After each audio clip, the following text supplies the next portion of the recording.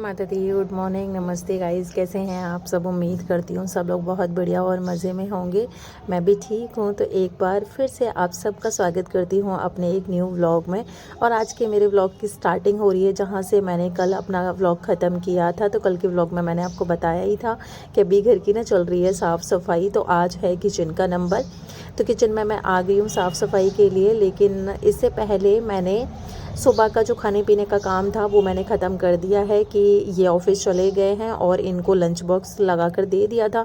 बच्चों के लिए भी ब्रेकफास्ट और लंच के लिए मैंने रोटियां बनाकर रख दी हैं, जिससे कि ना बीच में जब मैं काम करूंगी तो डिस्टरबेंस ना हो। क्योंकि जब हम साफ़ सफाई का काम कर रहे होते हैं फिर बीच में खाने पीने का कुछ आ जाता है ना, तो काम भी रुक जाता है और थोड़ा मन भी ऐसे ही हो जाता है कि काम करने का ना बीच में दूसरा काम करने का मन नहीं करता। इसीलिए तो फिर सबसे पहले ना मैंने किचन का प्लेटफॉर्म जो है वो क्लीन कर दिया है, बर्तन भी वॉश करके रख दिए हैं जिससे कि ना सिंक खाली मिल जाए मुझे। क्योंकि जो ड्रॉअर में जो भी डब्बे डिब्बी रखे हुए हैं तो वो भी मुझे निकाल के प्लेटफॉर्म पर ही रखने हैं। और जो भी वॉश करने का काम होगा तो सिंक खाली मिलेगी तो फिर वॉश करने में ना आलस नहीं आएगा। तो यहाँ ये हमारी खिड़की थी जो कि ना किसी यूज़ की नहीं थी, कभी खुलती नहीं थी। तो फिर यहाँ मैंने इसमें कांच की स्लाइडेड लगा दी हैं और इसमें मैं अपने जो भी दाल वगैरह, जो चावल वगैरह जो भी होते हैं तो वो मैं यहाँ डब्बे सेट कर देती हूँ। तो ना यूज़ में भी आ जाती है ये खिड़की। और दूसरी बात है कि जब भी ना मैं डब्बे ये अपने ड्रॉअर के अंदर रखती थी ना तो कभी कभी भूल जाती थी कि कौन सी चीज़ मेरे पास है कौन सी नहीं है। तो यहाँ इस तरीके से मैं सेट कर देती तो मुझे ध्यान रहता है कि क्या चीज़ ख़त्म होने वाली है और क्या है क्या नहीं है। तो वो मैंने पूरा सेट कर दिया है। वहाँ थोड़ा सा डेकोरेशन के लिए मैंने एक आर्टिफिशियल प्लांटर भी रख दिया है। एक स्लाइड मैंने कांच की यहाँ लगा रखी है क्योंकि ये जगह का भी यूज़ हो जाता है। और दूसरी चीज़ होती है कि जब भी हमें थोड़ा सा किचन को सजाना होता है ना तो डेकोरेशन के जो भी आइटम्स होते हैं वो भी हम यहाँ रख सकते हैं।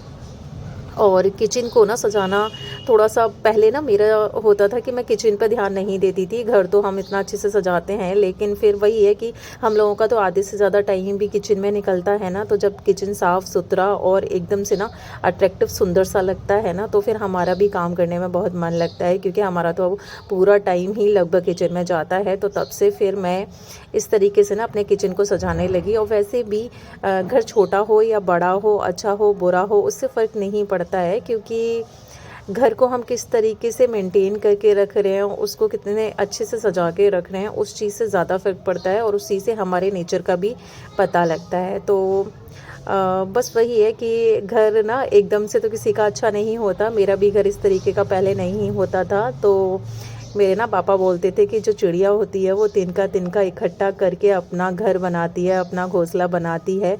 तो हम तो इंसान हैं। तो बस वही है कि मेहनत करते रहो और टाइम के साथ में चीज़ें सही होती ही चली जाती हैं।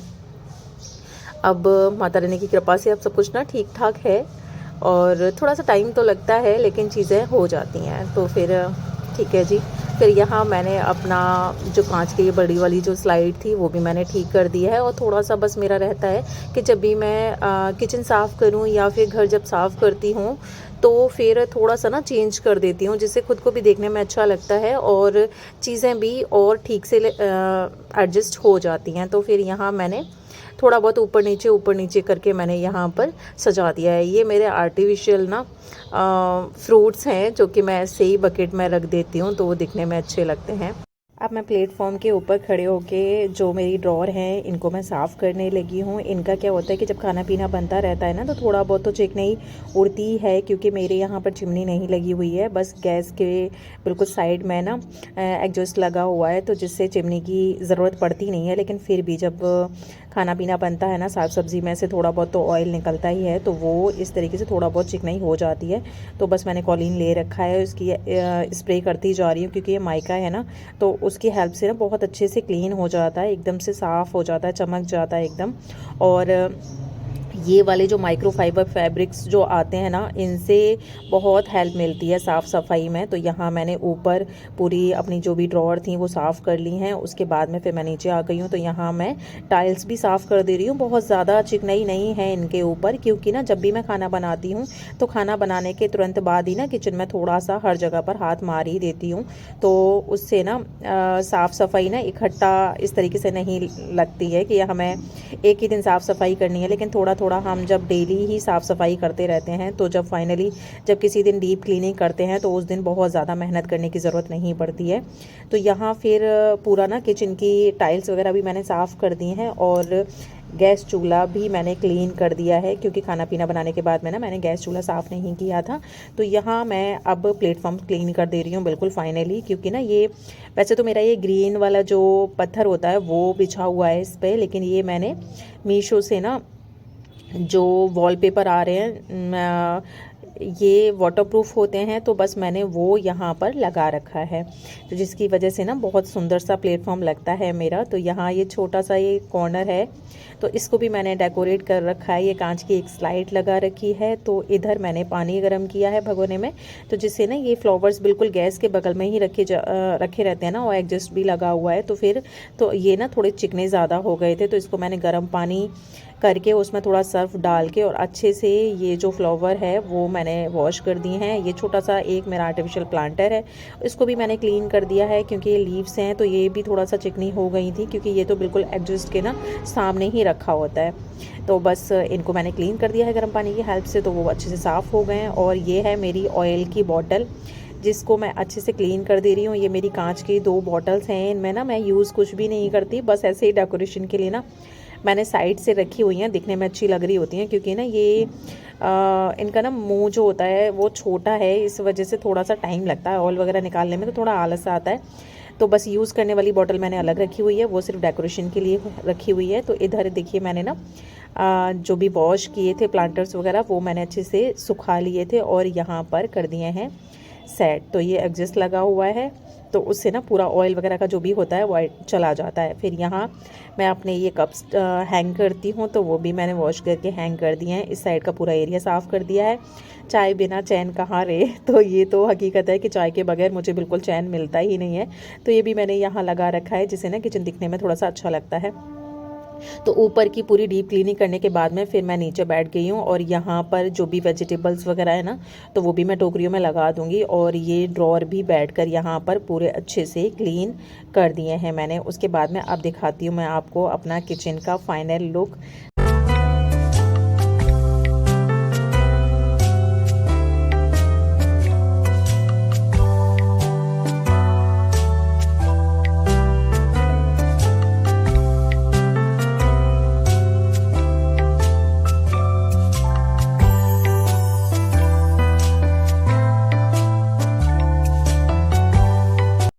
किचन की साफ़ सफाई करते करते टाइम हो गया था 3:30, और अभी ऐसे नहीं दिखने में लग रहा होगा कि इतना टाइम नहीं लगा होगा, लेकिन बस वही है कि जिस दिन डीप क्लीनिंग करते हैं ना, तो एक एक चीज़ पे हमें ध्यान देना होता है, साफ़ सफाई करनी होती है, तो टाइम हो ही जाता है।